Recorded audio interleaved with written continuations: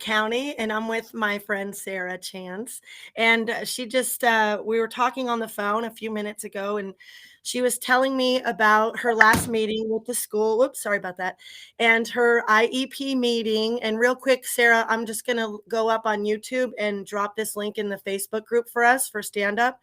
Actually, it takes a minute. You have to, we wait till we hear that bloop bloop, like a notification sound, and then YouTube will have it going. But for now, I don't see it. But anyway, some people will come in, and even if they don't, they'll watch it later, right? So a lot of people are still working, and I wanted to let people know what is going on in the schools in Humboldt County. There it is. There's the sound I was waiting for.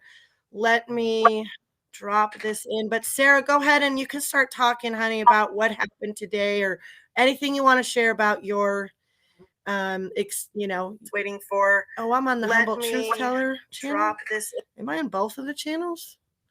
I didn't realize I did that. Am I muted? Nope, you're good. You're good. Okay. Hello. Okay, go ahead. Hello. I just wanted to update everybody. Yes. I had an IEP meeting today regarding COVID. Typically, that wouldn't be that you would have one of those meetings for, but I asked to have it because it's a legal meeting. I have a child with a disability, so I utilize the law in that aspect to advocate for her over the past 18 months against what's going on. I know everybody's been suffering through it, but people with disabilities have really the short end of the stick.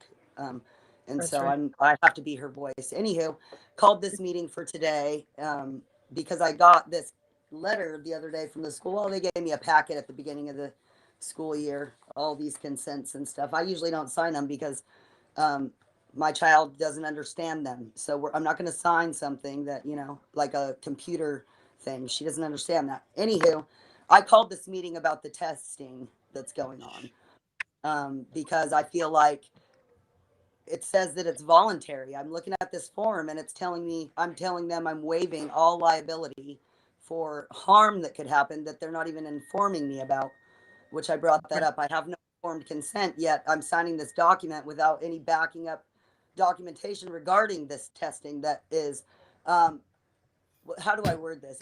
Forced volunteering. They're forcing you to volunteer because I'm signing away substantial rights. That's what the bottom of this form says. Substantial rights, but I don't know what those rights are to something that's not even authorized. And what school your daughter's in? What grade is she in? She is in 6th grade. We are in Arcata School District. We are at Sunnybray Middle School. Okay, thank you. So I always write a parent concerns letter first because you need everything in writing. So I have it put into the IEP document. Anyways, I let them know that I'm not signing this document. I didn't receive informed consent. And why am I waiving liability for what? What are you liable for? What could happen? Well, you had a meeting Friday. Sorry to interrupt you, but I just want to clarify. You had a meeting Friday, and then you also had a meeting today. Were they for the same children? No. It's for your same daughter? No? Okay. Yeah, this one is for my daughter who has Down syndrome. So she has cognitive disability and also severe communication deficits. And she's a survivor of leukemia at 3 years old. Leukemia survivor. Right. Yes, right on. So, right on. That's wonderful. Yeah, so like she's not been wearing the face diaper, and I put that in my parent concerns letter too. How they had her in one of those for like a few days, offering it to her, even though she has a medical exemption. A letter I had to get. Right. But anyway, they told me, this is what they told me today regarding the testing, the forced volunteer testing, that, yeah, we can opt out of it. And if you don't do it, then you can't come to school for 10 days. You're on quarantine. And let's just remind everybody what you told me last week. There's a school that one of your kids are at where they have the kids doing their own test outside. They're shoving the Q-tips. All the schools. No, I've been told. This is all the schools in Humboldt County. They're all shoving. Yes, they're doing it. This is their protocol. And the reason is, I spoke to the principal, is because it's for their safety. The kids. Sure it is. Sure it is. Yeah. And so they're performing it. And first, I verbally told the lady that absolutely not, because my child's disabled. They were going to have an aide, like a one-to-one aide, follow her to wherever the test is. The after-school program coordinator is performing the. Oh, and he went through 4 hours of training, so they can do it. They said, but they don't wear protective equipment. Right. The kids are just shoving these Q-tips up their nose before school. That's what's going on. What? Their kids are shoving these Q-tips up their nose before school of the PCR tests. And they're sticking up an envelope, and where in 15 minutes they get the results. Yeah. Okay. So I don't know. Well, that's wonderful, isn't it? Isn't that wonderful? It's great. Yeah. So anyways, they're even telling my disabled child that she can't, and I don't care. I'm not sending her to school because they can not give her what is legally entitled to her based on her IEP. That's an individualized education program. That means, whatever it takes for her to benefit, educationally, actually, academically, non-academically, even extracurricular. And I fight for that too. But to exclude her from an educational setting for 10 days is a lot. It's like, and what they told me, they were pretty smug about it too. They told me that they sought legal counsel on this. That's right.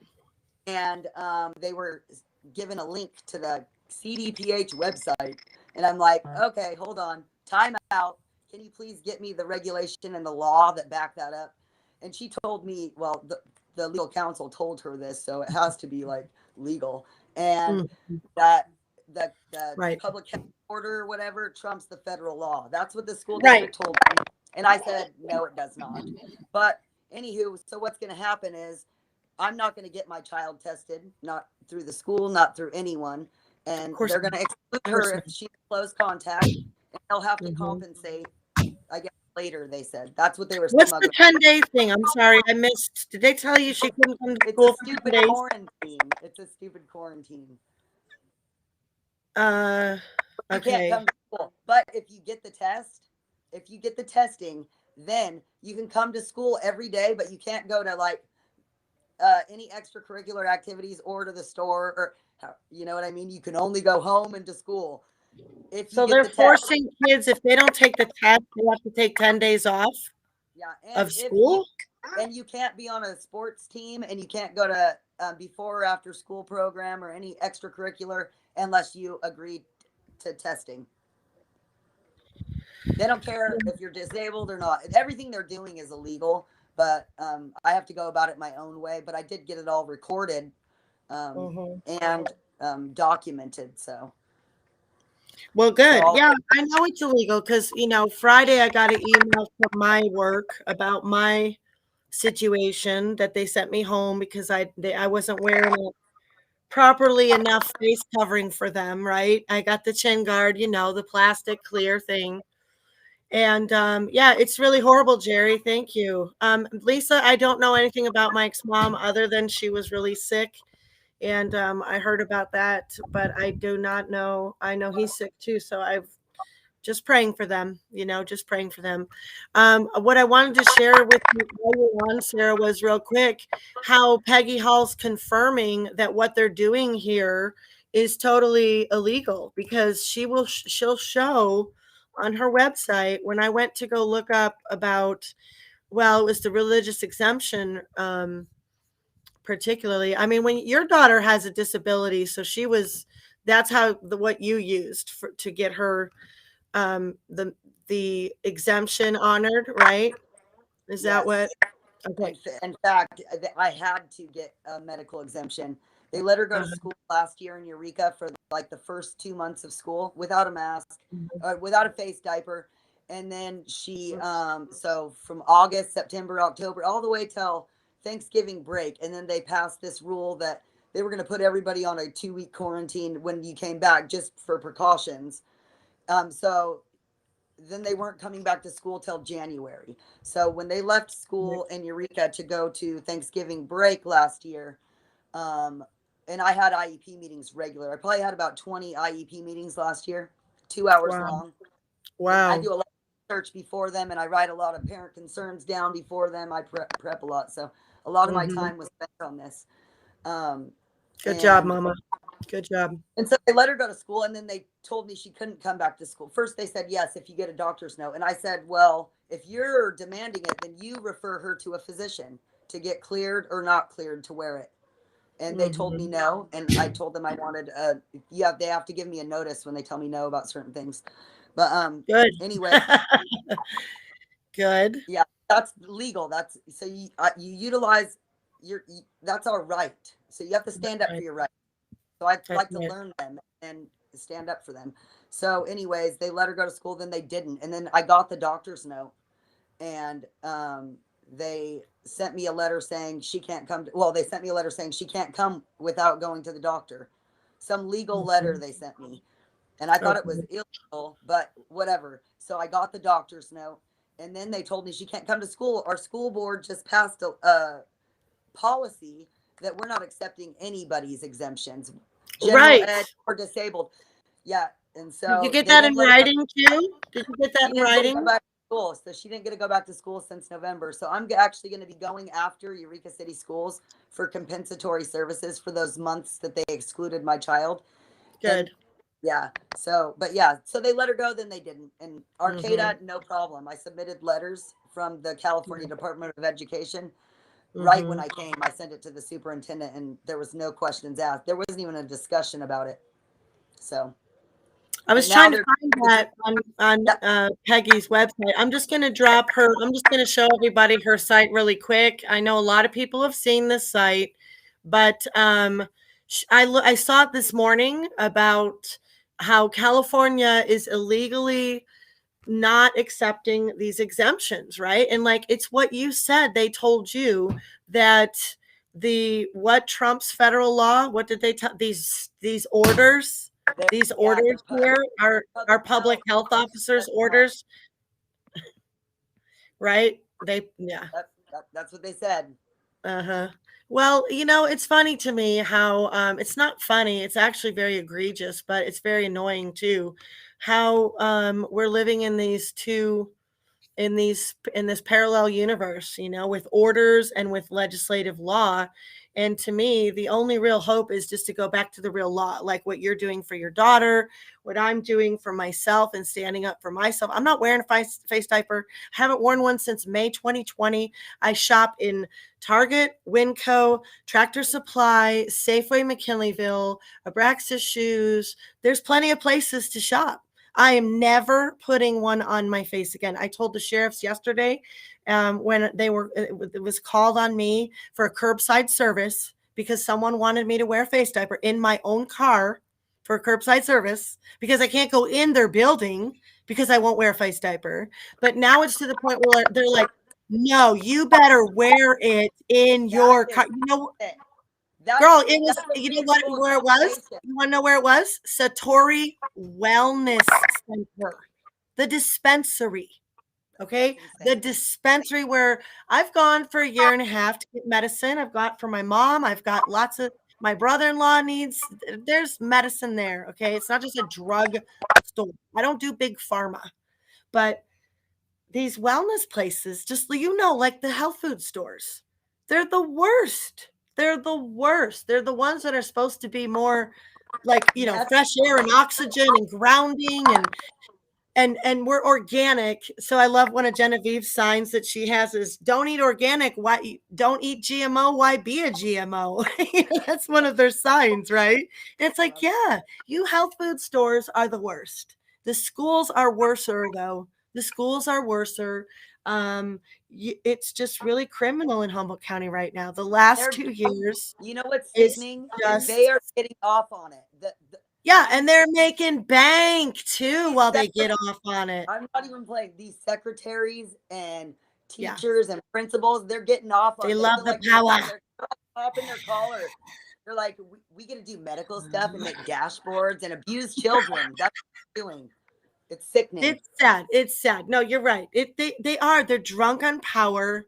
They're very sad people. They're very sad people. I mean, I've gotten to feeling really sorry for them.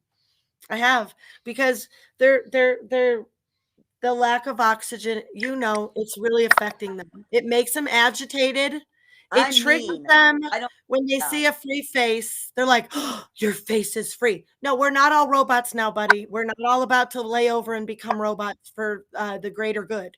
Okay, that is not what's happening. Yeah, you're trying to ram that down Humboldt County, but Sarah and I are here to tell you, not going to happen. Not over our dead bodies. I wish everybody would just stand up and say, then we won't send our kids to school. Sorry, we're not going to participate in this. No. Yep. There's a guy here right now that's working on my house. And I told him, listen, you need to tell your boss what the Board of Supervisors just passed $5.5 million to a communist organization here in Humboldt County called Cooperation Humboldt so they can dismantle capitalism. How do you like that? And where did I just tell you I shop? They're all those box stores. They know the law. So that's why you think they're not doing that. They know the law. They don't want to get sued. And yet these mom and pops are totally shooting themselves in the foot. They're chasing you out of their stores, right? They're losing money. And the ultimate goal of this whole plan is so they go out of business. I don't know how to, and the kids, they don't want kids with parents like you. No, they're going to push all the kids out who have, they want the kids who have no parents so they can take them and put them in their system. And we'll talk about that another time with you, right? Because you got some stories about that. Oh yeah, yes. It's a corrupt system. It really is. All up and down here. So tomorrow in Humboldt County, the Eureka City Council at 6:00, I'll be down there. There's some people that are going to be down there, some real diehard. They know this is wrong. They have spent a bunch of money on signs, like decent signs. So we're not out there with our little kitty childish signs, you know. And I don't even care because you know what? I've gone up there, pulled up in front of that courthouse, Sarah, and I've pulled up there and nobody was there. And I was like, Lord, am I going to get out this car right now and set this tent up by myself? Like I knew Genevieve was coming, but there was a small chance they might not, you know? And I was like, I felt the resolve within 10 seconds. God had filled me up with courage and strength. And I got out, I started setting it up, no less than a minute. Here they all come. If you go start standing up, people will come, right? They will, you came, that's how we met. And They right? they had to they had to put their foot in the water before it parted. They had to believe it, when I put my foot in, something's going to happen. Yeah. But you have to do something Yeah. sometimes, or big God things to help happen. us. Let's gather our stones. You're gathering your stones. And you know, we're launching them. We're launching them and they're launching back and they've been it's been like a fire hose of assault on us since this bull crap in March 2020. It has not stopped. And in the last couple months, the fire hose, the water and pressures even increase so that every day it's like, oh my gosh, which direction should I go? Where do I fight? You've got your kids. Charity begins at home. Start with your family. Make sure your kids are good. Fight for them. And then you go out and fight for the community. Right? That's what you have to do. There's a lot of mamas wish they could do more. It's okay. You got to raise your kids. Right? You got to raise your kids. And some of them don't got it in them to go on the front lines. So send emails, write reviews, look It's up a scary legislation. day. What happened? What? I said it's a scary world today. Yeah, so if you do a little something to help the cause, it will make you feel a little better. And if you can't do it, at least get your eyes off it for a while, right? We have our source is Jesus, and we have to fuel up. You and I both do. We just can't keep doing this all the time in our own strength. We would just be so dry, right? And we keep smiling through all this nonsense because of Jesus, right, girl? So just give me some Jesus. And Yes. we're gathering our stones. Our show is going to start over at Liberty Warrior. So all my people are going to be leaving me in a fast mass exodus, girl. So hopefully you can tune in. Let's see, it's not ladies' night tonight, but it's probably going to be a good show. It's Monday. It's always a good show. And there's a lot of people that are knowing about Humboldt County, Sarah, that are, you see all these people in this chat. They're from all over the country. They're from all over the country. I don't know. Jerry said where he was today, and I can't remember. Lisa's in North Carolina. She's looking for some friends. Ms. Blue Moon. Oh my gosh. Is she in? No, she's not. I know Cheryl's in Kentucky. I know where most of these people are. They have to tell me like 2 or 3 times. And then I'm like, oh yeah, that's where they are. They should have their little name next to them, you know? But yeah, we love you guys. I love you, Ms. Blue Moon. Her daughter's in the hospital right now, Sarah. So would you mind? We're going to say a quick prayer for her daughter, and then we'll buzz out, okay?